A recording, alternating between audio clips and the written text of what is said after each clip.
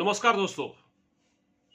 आपको याद है कि लोकसभा चुनाव से पहले इस तरह की खबरें आ रही थी कि भारत में जो मतदान होगा लोकसभा चुनाव को लेकर उसको प्रभावित करने के लिए, यानी कि भारत में मोदी सरकार को हटाने के लिए, मोदी सरकार को सत्ता से बाहर करने के लिए, यानी बीजेपी दोबारा सत्ता में ना आए, इसके लिए किस तरह के भांति भांति के षड्यंत्र साजिशें किसी साजिशगाह में चल रही थी।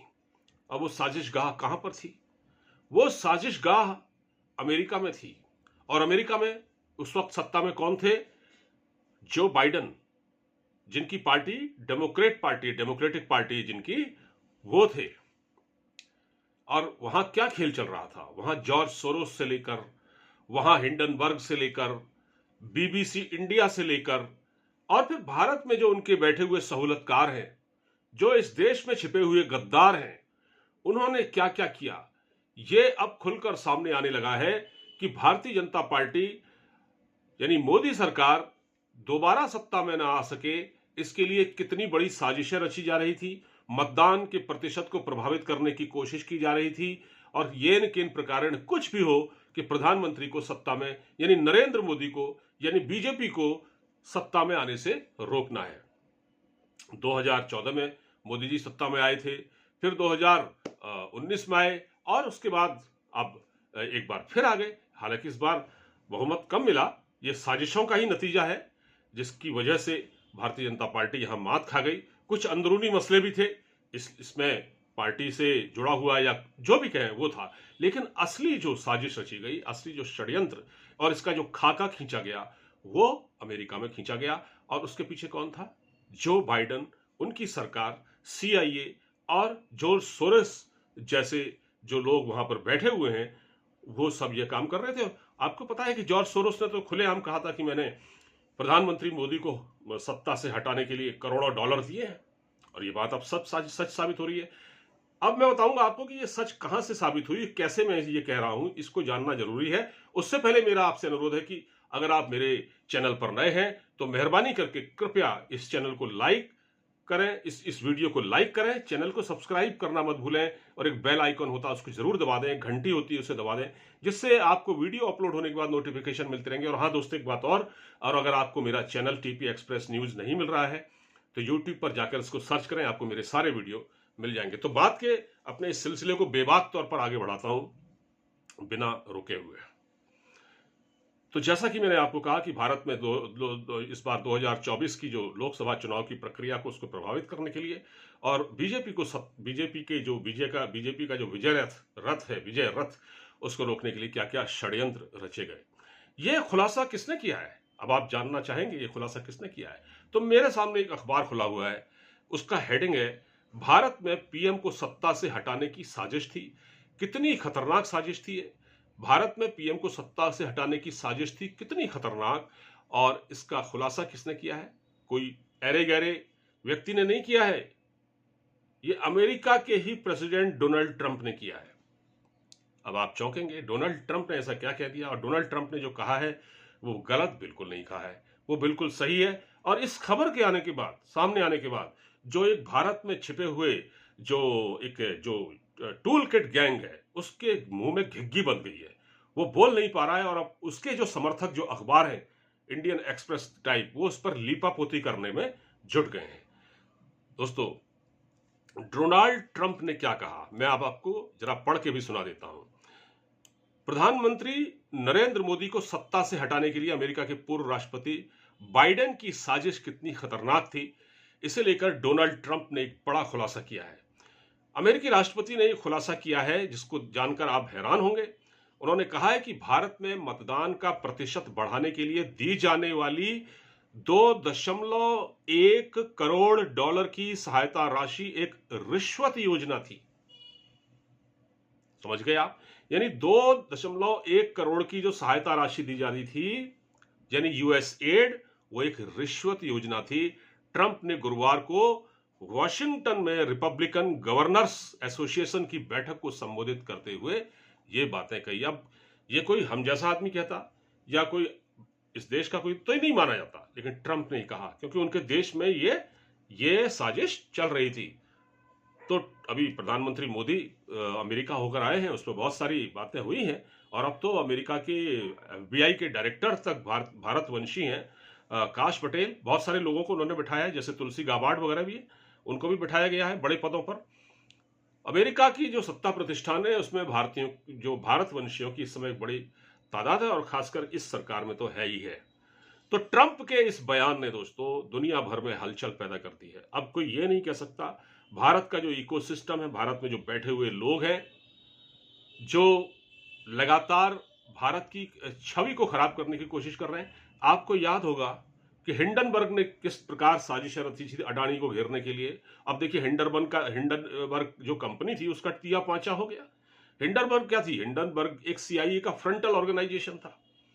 जैसे फोर्ड फाउंडेशन है जो भारत में फंडिंग करता है, उसने जो भारत में जो शेयर बाजार है उसमें उसको फ्लक्चुएट करता था, शेयरों के ऊपर नीचे करने का उसका काम था, जिससे हमारे तमाम जो करोड़ों जो हमारे शेयर कारोबार करने वाले छोटे बड़े जो कारोबारी थे उनको बड़ा नुकसान हुआ। और अडानी को जिस तरह से घेरा गया, उनको उनके बारे में न्यूयॉर्क की कोर्ट से स्टेटमेंट दिलवाया गया, कोर्ट से वहां से एक आदेश निकलवाया गया, क्या नहीं किया गया। हमारे एनएसए अजीत डोवाल साहब के खिलाफ भी वारंट जारी हुआ, उनको भी उनके खिलाफ भी एक एक्शन लेने की बात थी। तो बाइडेन सरकार ने अपने जमाने में जब वो थे, खुद तो वो चल फिर नहीं पाते थे, वो तो एक सीढ़ी ऊपर नहीं चढ़ सकते, वो तो कई बार भाषण देते हुए मंच से गिर जाते थे। वो तो एक ऐसा प्रधानमंत्री, ऐसा राष्ट्रपति था अमेरिका का जो किसी लायक ही नहीं था। लेकिन उसने क्या किया? दुनिया में आग लगाने का काम किया, दुनिया को अस्थिर करने का काम किया। यूक्रेन युद्ध ले लीजिए आप, यूक्रेन रशिया वॉर ले लीजिए, ये बाइडेन सरकार ने शुरू कराया।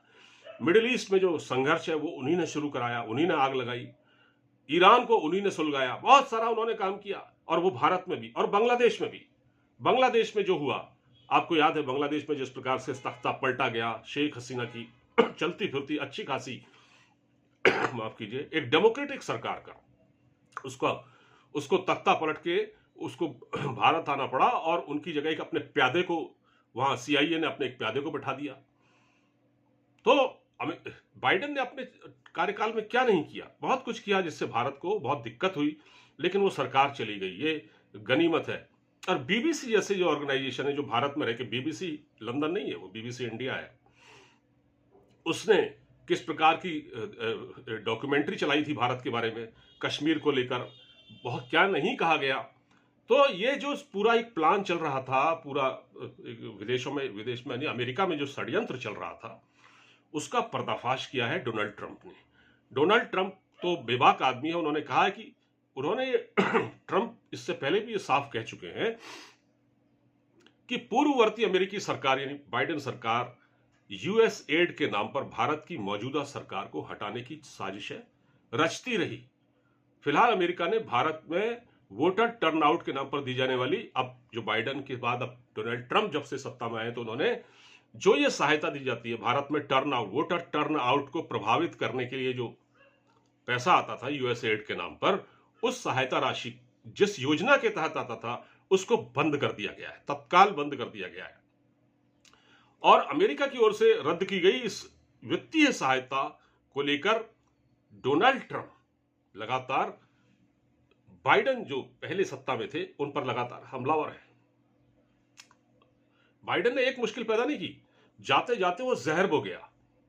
उसने अपने देश में अप्रवासियों को बुलाया, दुनिया भर में तो प्रॉब्लम की, अपने देश को भी उसने एक धर्मशाला की तरह बना दिया।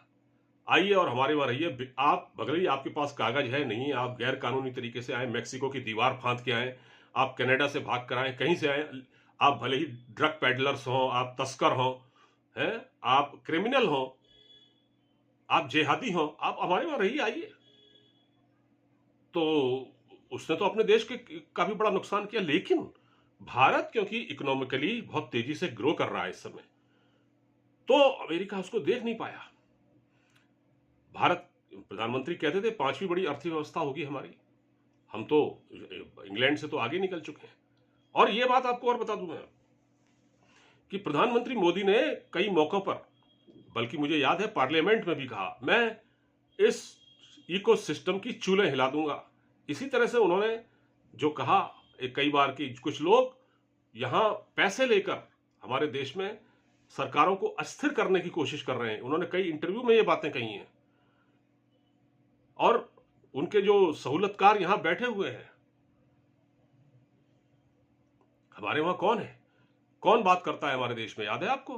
कौन कहता है कि इस देश में लोकतंत्र नहीं है, इस देश में बोलने की आजादी नहीं है, इस देश में सिखों को कड़ा नहीं पहनने दिया जाता, इस देश में ये सिखों को गुरुद्वारे नहीं जाने दिया जाता? ऐसा कौन कहता है? राहुल गांधी। राहुल गांधी ये बात यहां नहीं, वो इंग्लैंड, वहां जब अमेरिका के दौरे पर थे तो उन्होंने कही थी ये बातें। फिर उसकी बड़ी आलोचना हुई, खुद सिख संगठन उनके खिलाफ खड़े हो गए। तो दोस्तों, जब आप अपने देश में ये हाल है लोगों का, तो फिर बाहर के लोग तो इसमें उनको तो मौका मिलता ही है ना।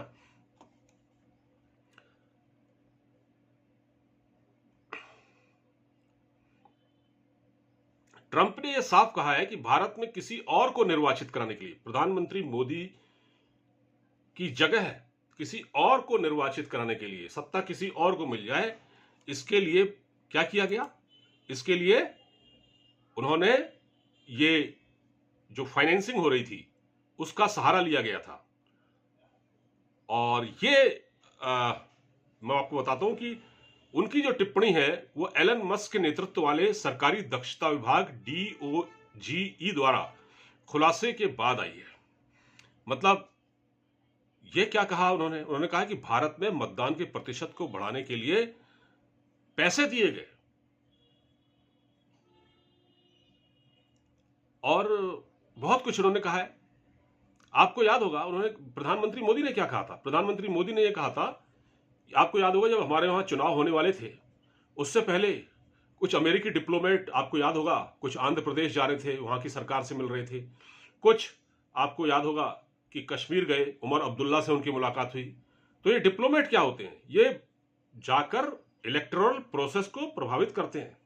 ये वहां लोग क्यों मिलता है भाई एक डिप्लोमेट? हालांकि ये होता है कि आप मुख्यमंत्रियों से, राज्य मंत्रियों से मिलते हैं, लेकिन ऐन चुनाव से पहले आप जाकर वहां क्या साबित करना चाहते हैं? ये एक मैं आपको बड़ी मजे की बात बताता हूं। कुछ लोग बिल गेट्स को बड़ा अच्छा मानते हैं। बिल गेट्स कौन है? बिल गेट्स भी वही काम करता है। बिल गेट्स, ये जितने लोग हैं ये CIA के लोग हैं।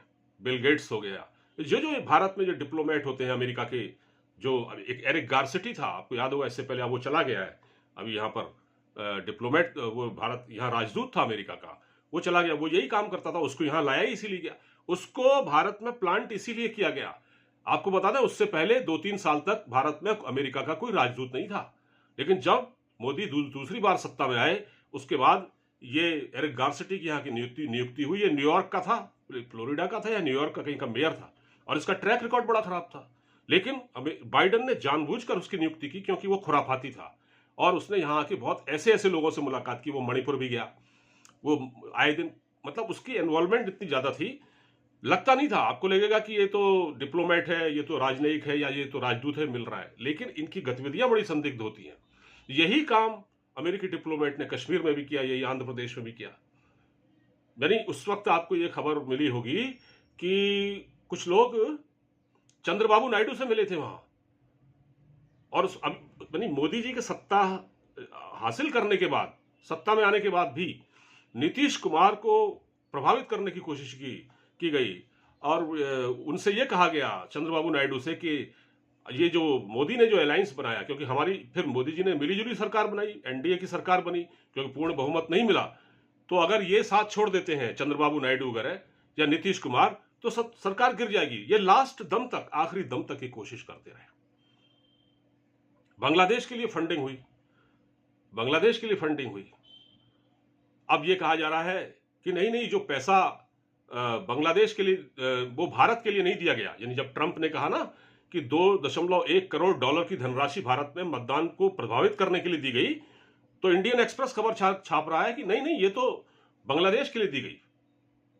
मतलब आपके जो ये अखबार भी ना, अब कहते हैं कि हम ये यहां कहते हैं ये तो मीडिया है, ये तो पत्रकार है, ये तो बिके हुए लोग हैं, ये तो दलाल हैं जी।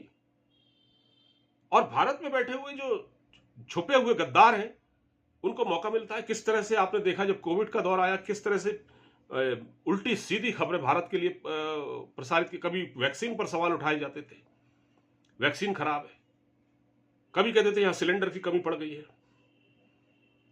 अस्पतालों में ऑक्सीजन नहीं है, शवों को ऐसे जलाया जा रहा है, शमशान घाटों में शव जलाए, लाइनें लगी पड़ी हैं, वीडियो वायरल हो रहे थे। उसके बाद ट्विटर के खिलाफ भी एक्शन हुआ, जो ट्विटर ने इस तरह की फोटो वायरल किए थे। तो ये चीज है, लेकिन अब समझ में आ गया है, डोनाल्ड ट्रंप ने ये कहा है, ये अमेरिका के राष्ट्रपति ने कहा है, ये ध्यान में रखिए कि भारत में मतदान के प्रतिशत को प्रभावित करने की कोशिश की गई। तो अब निपटा जाएगा देश के अंदर छिपे हुए गद्दारों से, और अमेरिका में तो वो निपट ही रहे हैं ट्रंप साहब, डोनाल्ड ट्रंप तो निपट ही रहे हैं, एक एक करके निपटा रहे हैं सबको। और यहां भी अब शुरू होगा वो एक्शन, उन लोगों को आइडेंटिफाई किया जाएगा और उनके खिलाफ कार्रवाई किया जाएगा, और होना चाहिए ऐसा। तो दोस्तों फिलहाल इस बातचीत में इतना ही। वीडियो अगर आपको पसंद आया हो तो इसको आप लाइक जरूर कर दीजिएगा, चैनल को सब्सक्राइब करना मत भूलिएगा, और इसको ज्यादा से ज्यादा शेयर कीजिएगा। नमस्कार।